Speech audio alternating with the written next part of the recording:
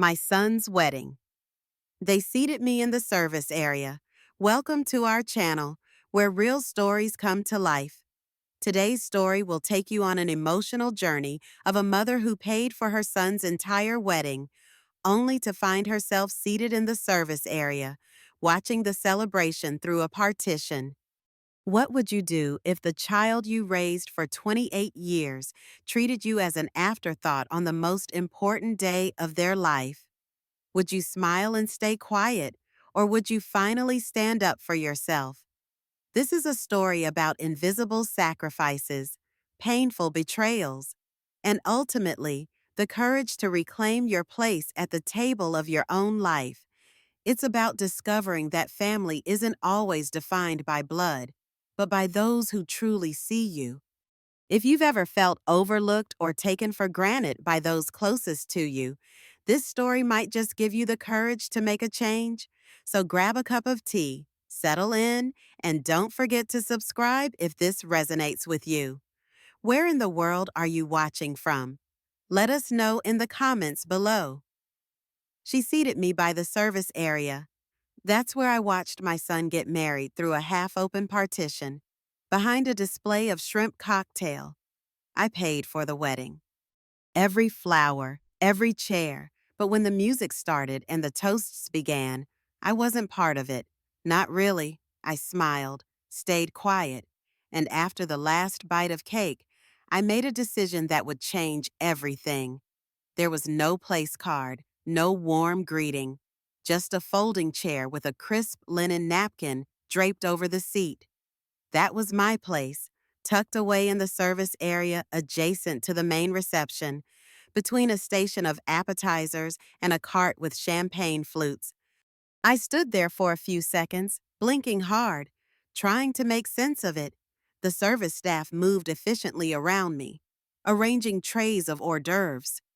I could see the main reception through the open partition crystal chandeliers catching the light, flowers cascading from tall centerpieces, tables arranged in perfect formation around a polished dance floor. I'd chosen those flowers, approved those centerpieces, paid for those chandeliers. I looked down at my dress, soft lavender chiffon, carefully selected 3 months earlier. I had spent hours getting my hair done that morning, hours pretending this day would be as special for me as it was for them. But no one had said a word to me since I arrived. No one looked my way, not even Nathan. He was too busy smiling, adjusting his cufflinks, accepting kisses on the cheek from Stephanie Miller, Olivia's mother, like she'd raised him, like she was the one who stayed up with him during asthma attacks, like she was the one who worked double shifts when he needed braces, like she was the one who chose to go without so he could have everything. I clutched my small beaded purse, the one Nathan had bought for me years ago when he still remembered Mother's Day without reminders. My hands were shaking. I could feel it in my wrists, a subtle vibration like something coming loose deep inside me. A young server with kind eyes noticed me standing there, uncertain. Miss Collins, Mrs. Miller said you'd be sitting here. She mentioned something about the family photos and the main table being too crowded. He winced slightly as the words left his mouth, like he knew how they sounded. I sat down slowly.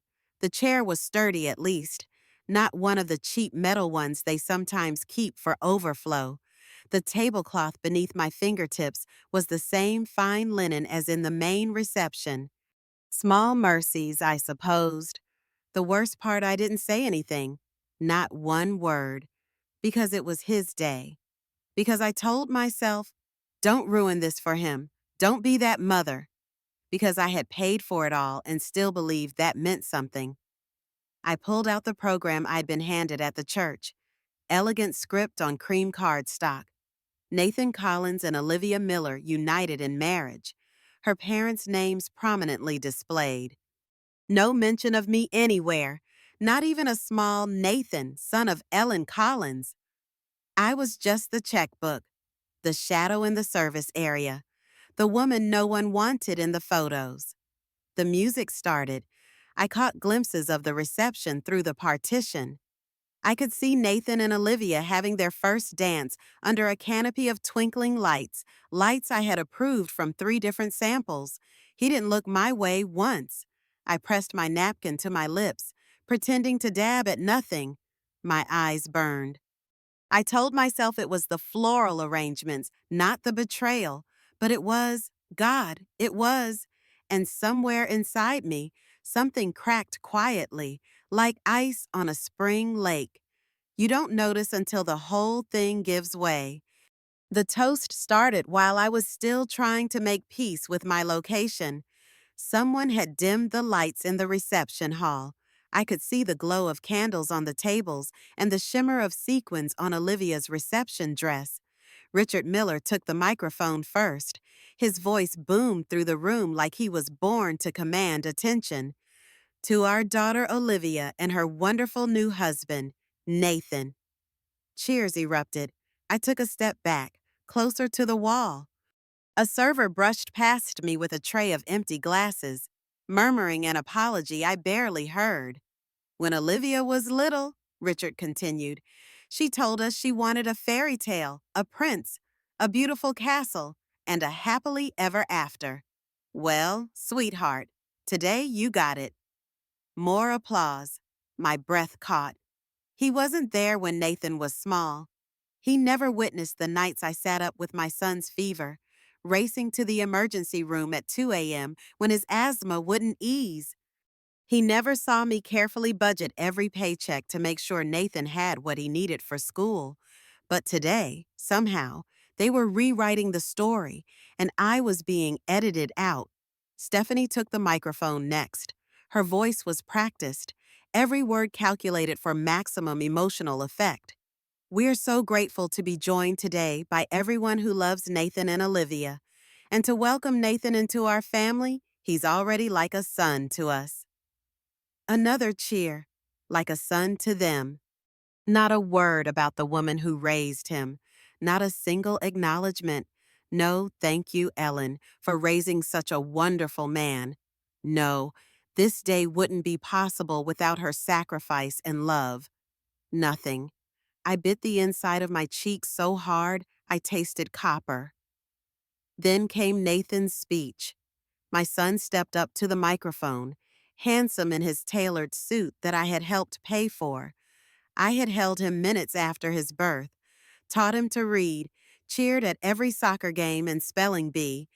Now he stood there, glowing, a stranger. I want to thank everyone for being here today, he said, his voice confident and strong. I feel so lucky, Olivia. You've made me the happiest man alive. He turned to her parents and to Richard and Stephanie. Thank you for welcoming me into your family. I truly feel at home with you all. He paused, looked around the room. And I want to thank everyone who helped make today possible. It means everything to have you all here to celebrate with us. My name was never said, not once. I had paid for the venue, the catering, the photographer, the string quartet, the custom lighting. I even contributed to the dress Olivia wore as she stood there beaming up at my son. And yet, I didn't exist. A server brought me a slice of wedding cake on a china plate, white cake with raspberry filling. Olivia's choice. I've never liked raspberry. The ache in my chest spread upward into my throat. Yime. I remembered when Nathan turned 10 and begged for a chocolate cake with mint frosting. I worked an extra weekend to buy the one from the bakery with the train decoration he'd admired. His eyes lit up when he saw it. He hugged me so tight that day. That boy was gone. In his place, a man who didn't even remember to save me a seat at his wedding. I set the cake aside, and I stayed until the last champagne toast, until people were starting to loosen their ties and kick off uncomfortable shoes. Then I slipped out through a side door, unnoticed. The night air was cool against my flushed skin. I took out my phone and reviewed the wedding spreadsheet I'd been maintaining for the past year. Each entry detailed, each upgrade recorded, each small additional expense that Olivia had requested with that tight smile of hers. Ellen, We just want something a little more elegant. That's how I ended up agreeing to hand calligraphed place cards, upgraded linens, and a champagne tower. I scrolled through the final invoices that had come in over the last week. My breath caught when I saw them. Two unauthorized charges on my credit card, spa day for bridal party, $200, pre-wedding cocktails and dinner, $1,850. No one had asked my permission. I checked my text messages from 3 days ago, Ellen. We're adding a few small things to make the weekend special. I'm sure it's fine. Olivia. When I'd questioned the charges on the phone with Nathan, he'd brushed me off. Mom, it's just a few extras. Don't make a big deal about it. We want this weekend to be perfect. I scrolled through my Venmo history and found a payment from Olivia to her maid of honor with the note, Nathan's mom is covering everything. Wedding perks. Something hardened inside me. Not broken, no. Reinforced. My place in their lives had been made clear tonight, and I was done pretending I didn't see it. Let them have their spotlight. Let them drink their champagne. They thought I was invisible. They had no idea what I could take away. I made 3 calls. First, to the florist. This is Ellen Collins. I'm calling about the flower arrangements for tomorrow morning's brunch. I'd like to scale back to just basic table settings, not the full installation we discussed. Yes, I understand there will still be a charge for the original order. That's fine. Second, to the band manager. Hello, this is Ellen Collins from the Collins Miller wedding. The additional late night set we booked, we won't be needing it after all. The band can finish at the originally contracted time. No problems at all. Just a change of plans. Third, to the bar service. Hi, this is Ellen Collins. I'm calling about the premium open bar extension for tonight's wedding reception. We'll be switching to the standard package after 10 p.m. as originally contracted. Yes, that's right. Thank you for your understanding. By the time I walked back into my hotel room, I felt lighter. I hadn't ruined anything. The wedding was perfect. The reception was beautiful. The brunch would still happen tomorrow. But the extra extravagances, the ones added without my consultation or consent, those were gone. I kicked off my shoes and sat on the edge of the bed. My phone began buzzing almost immediately. I turned it off. Let them wonder. Let them feel the gap. Let them ask questions. I didn't care if they thought I was being petty or difficult. They had already pushed me into the background of the story. All I had done was decline to fund the epilogue. I didn't sleep. Not really. I drifted in and out of consciousness, replaying moments from the reception in my mind, the laughter that wafted over the partition, the toasts I could hear but not fully see, the moment when Olivia's eyes met mine through the gap, and I realized she knew. She knew exactly where I was sitting. It wasn't an oversight or a mistake. It was a choice. At dawn, I gave up on sleep. I showered, dressed in comfortable clothes, and packed my bag. The brunch wasn't until 11. I had hours to fill. I drove home instead of staying for the brunch. My little house welcomed me with its familiar creaks and shadows. I'd lived here for 23 years, ever since Nathan was 5, and I could finally afford to move us out of the tiny apartment we'd shared after Robert left. The walls were covered with photographs chronicling Nathan's life, his elementary school graduation, his high school prom. The day he received his college acceptance letter, I was in many of the photos, always slightly off to the side, always watching him with pride.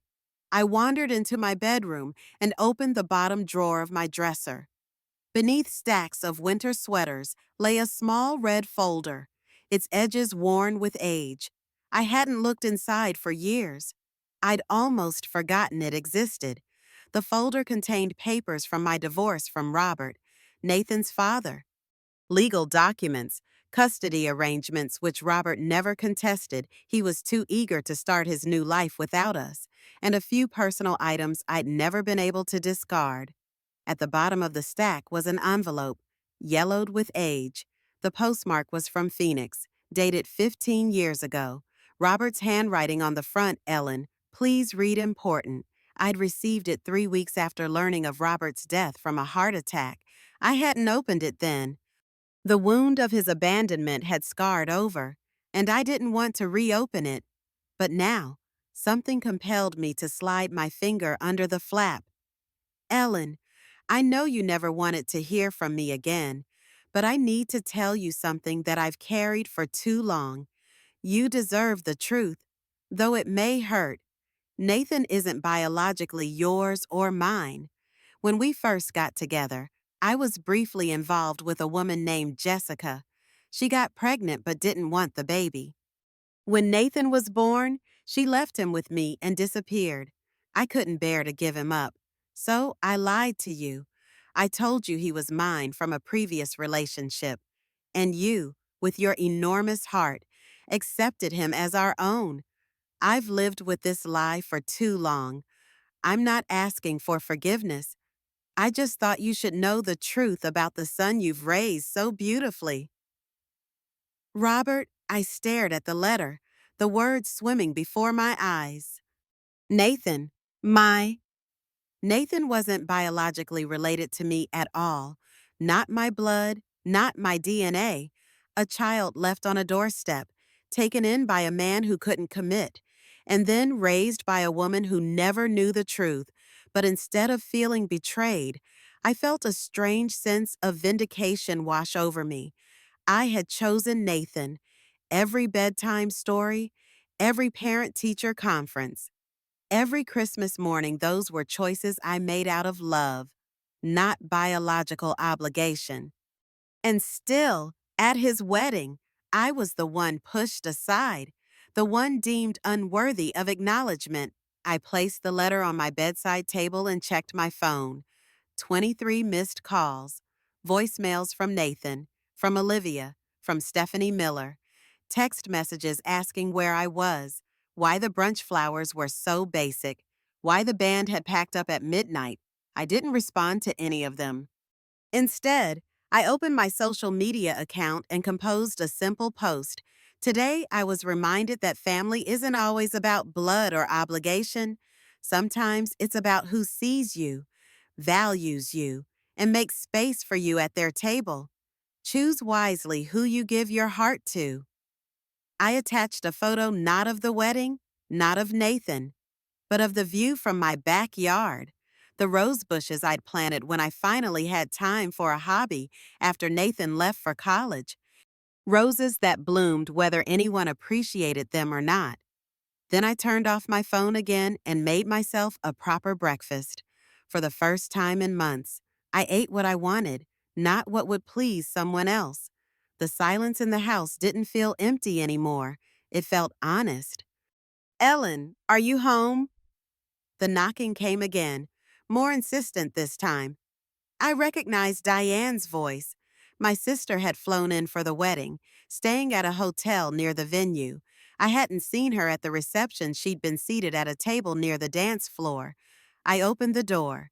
Diane stood there, still wearing her travel clothes, concern etched on her face. Can I come in? Everyone's looking for you. I stepped aside to let her enter. We sat in my small living room, afternoon light streaming through the windows. Diane looked around, noticing the empty spaces on the walls where I'd removed several photos of Nathan. What happened, Ellen? You missed the brunch. Nathan's worried. Is he? I asked, my voice calm. Did he notice I was seated in the service area last night, too? Diane looked away, guilt flashing across her face. I saw that. I didn't realize it was on purpose. I thought maybe there had been a mix-up with the seating chart. There was no mix-up, I said. Olivia's mother made it very clear that I wasn't part of the aesthetic they wanted. I should have said something, Diane admitted. I just didn't want to cause a scene. No one did, I replied. And that's the problem, isn't it? We're all so afraid of being difficult that we accept being invisible. I told her about the unauthorized charges, about the comments from Olivia about my contributions, about the complete erasure of my role in Nathan's life during the speeches. And then this morning, I said, sliding the letter across the coffee table to her, I found this. Diane read it, her eyes widening. Oh my God, Ellen, Nathan isn't biologically mine, no.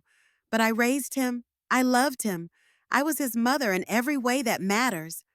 I took the letter back, and it changes nothing about how I feel toward him, but it made me realize something important. What's that? I've spent my entire adult life making myself smaller to make room for others. I've convinced myself that love means sacrifice without acknowledgement, but I was wrong. Diane, love should make us bigger, not smaller. Diane reached across and squeezed my hand. For the first time in years, I felt like she truly saw me. The next morning, I found a second letter in the red folder, tucked into a side pocket I'd never noticed before. Like the first, it was from Robert, but this one was dated just days before his death. Ellen, if you're reading this, I assume you found my first letter. There's more you should know. Nathan wasn't just someone else's child. He was never meant to be yours at all. When Jessica left him with me, she wanted me to arrange an adoption. She was only 19, frightened and unprepared. I couldn't do it. I couldn't let him go to strangers. So I lied to you. I told you he was mine from before we met. You believed me. You raised him. You loved him like he was your own flesh and blood. I don't know how you'll feel reading this, but I hope you understand that whatever else I did wrong, I was right about you. You were the only person strong enough, kind enough to be his mother, not because of blood, but because of who you are. Robert, this revelation didn't break me. Instead, it crystallized something I'd been feeling since the wedding. I had built my identity around being Nathan's mother, around being needed, but now I needed to rediscover who Ellen Collins was on her own terms. I spent the day reorganizing my house, not frantically, but methodically. I didn't throw away the photos of Nathan, but I did move them from the living room to a photo album. In their place, I hung artwork I'd always admired but never purchased because it didn't match the family aesthetic. My phone continued to buzz with messages. I finally listened to one voicemail from Nathan. Mom, where are you? Everyone's asking questions. The flowers for brunch were nothing like what we discussed. And the band left early. Olivia's upset. Call me back, please. No concern for me. No, are you okay? Just irritation that things weren't perfect. I typed out a text message. I'm fine. Taking some time for myself. We can talk next week.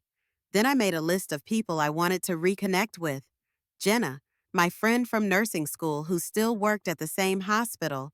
Henry, my neighbor who always cleared my driveway after snowstorms without being asked. Abigail, who owned the bookstore where I spent Sunday afternoons browsing, but rarely buying because my money always went elsewhere. These were people who saw me not as Nathan's mother, not as a resource to be tapped, but as Ellen. Ellen, it's Nathan. Can we talk?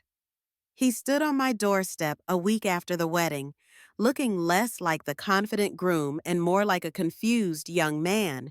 His hair was uncombed, his eyes tired. I stepped aside to let him in. The changes to the living room stopped him in his tracks. Where there had once been a shrine to his childhood achievements, there were now paintings and photographs of places I'd always wanted to visit. The worn sofa had been replaced with a comfortable reading chair, an ottoman. You redecorated, he said, clearly thrown off balance. I did. I gestured for him to sit. Would you like some coffee?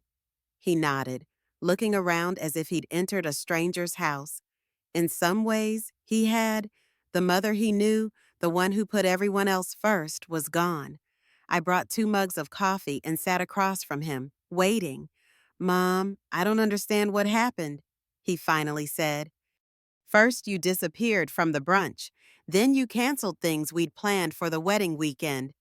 Did you notice where I was seated at your reception? I asked calmly. He frowned. I, Olivia handled the seating arrangements. I was in the service area. Nathan, behind a partition, next to the staff stations. I could barely see the reception from my seat. His face registered genuine shock. That can't be right. There must have been a mistake with the chart. It wasn't a mistake. When I arrived, the server told me specifically that Mrs. Miller had indicated that was where I should sit. He stared down at his coffee. I didn't know. Did you look for me during the reception? Did you wonder why your mother wasn't at a table with the other guests? His silence was answer enough. I reached for the folder on the side table and pulled out the credit card statements. Do you recognize these charges?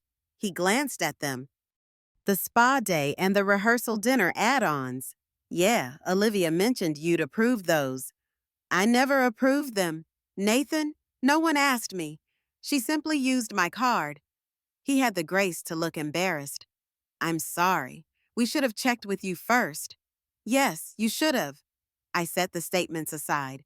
But this isn't just about money, Nathan. It's about respect, about acknowledgement. What do you mean? In your speech, you thanked Olivia's parents for welcoming you into their family. You thanked everyone who helped make the day possible. But you never once mentioned me, the person who raised you alone after your father left, the person who paid for most of your wedding. He shifted uncomfortably. I didn't think. It wasn't intentional. That's the problem. You didn't think about me at all. His eyes flashed with defensiveness. That's not fair. Mom? It was a busy day. I had a lot on my mind. I'm sure you did, but I need to show you something else. I handed him Robert's letters. I watched as he read them, his expression changing from confusion to disbelief. This can't be true, he whispered. I'm not. You're not my biological mother. No, but I am the woman who raised you, who loved you, who put you before herself in every decision for 28 years. Nathan looked up, tears in his eyes. Why are you telling me this now? Because I want you to understand something important. Being family isn't about blood. It's about choice. Every day, I chose to be your mother. Even knowing the truth now doesn't change how I feel about you. But I need you to choose too. Nathan, choose to see me. Choose to make space for me in your life. Not as an afterthought, not as a checkbook, but as a person worthy of respect. He was quiet for a long time, the letters trembling slightly in his hands. I'm sorry, he finally said, his voice breaking. I never meant to make you feel invisible. It wasn't enough, not yet, but it was a start. I need some time, I told him. Time to figure out who I am beyond being your mother. Can you understand that? He nodded slowly. I do. He hesitated, then added, Do you want me to leave you alone for a while? Not alone, I corrected him. Just independent. There's a difference. As I showed him to the door, he turned back. You've always been my mom, he said quietly. No letter changes that. I know, I replied. But our relationship needs to change. We both need to grow. Spring turned to summer. I took a pottery class at the community center, yeah. I joined a book club at Abigail's store. I had dinner with Jenna twice a month, rediscovering our friendship beyond rushed hospital lunch breaks. Nathan and I spoke occasionally, brief phone calls, a few text messages. He was trying, in his way. I was giving him the space to figure out what kind of adult relationship we could build. Olivia sent me a handwritten note in June Ellen. I want to apologize for how things were handled at the wedding. The seating arrangement was inappropriate and disrespectful. I was caught up in creating a perfect day and lost sight of what really matters. I'm sorry for the unauthorized charges as well. That was wrong of me. Nathan misses you. I hope we can find a way forward. Olivia, it wasn't extravagant, but it seemed sincere. I appreciated that she took responsibility without excuses. In July, I invited some friends over for dinner. Nothing formal, just Jenna, Henry, Abigail, and a few others who had become important parts of my life. I cooked dishes I enjoyed, set the table with care, and opened a bottle of good wine. As we gathered around my table, no one seated behind a partition. No one made to feel less than I realized this was what I'd been missing. Community built on mutual respect and genuine affection. Jenna raised her glass. To Ellen, she said, for reminding us that it's never too late to reclaim your place at the table. Everyone clinked glasses. I smiled, feeling truly seen. My birthday fell on a Saturday in September. I decided to host a small gathering, nothing elaborate, just good food and better company. I sent invitations, including one to Nathan and Olivia. I wasn't sure they would come. The afternoon of my birthday, my doorbell rang. Nathan stood there, a bouquet of sunflowers in one hand and a small wrapped package in the other. Olivia was beside him, looking nervous. "Happy birthday, Mom," Nathan said. "Can we come in?" I welcomed them into my home, a home that now reflected me, not just my role as a mother. We joined the others in the backyard, where Henry was helping grill vegetables and Jenna was mixing sangria. "Everyone," I said, "this is my son Nathan and his wife Olivia." The introductions were a bit awkward at first, but soon conversation flowed more naturally. I caught Nathan watching me interact with my friends, perhaps seeing for the first time that I had a life, interests, and relationships beyond him. When it came time for cake, Nathan asked if he could say a few words. He stood, looking nervous but determined. "I want to thank you all for celebrating my mom today," he began. "For a long time, I took for granted everything she did for me. I didn't really see the sacrifices she made, the love she gave, or the person she is beyond being my mother." He turned to me.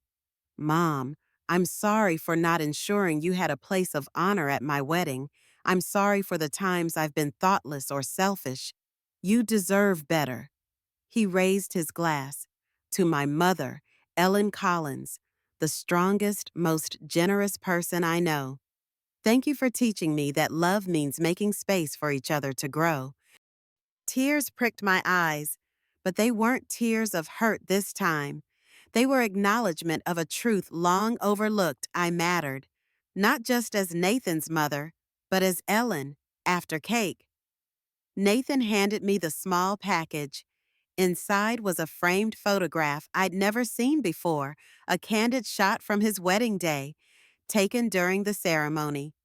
It showed me watching him say his vows, love evident in my expression.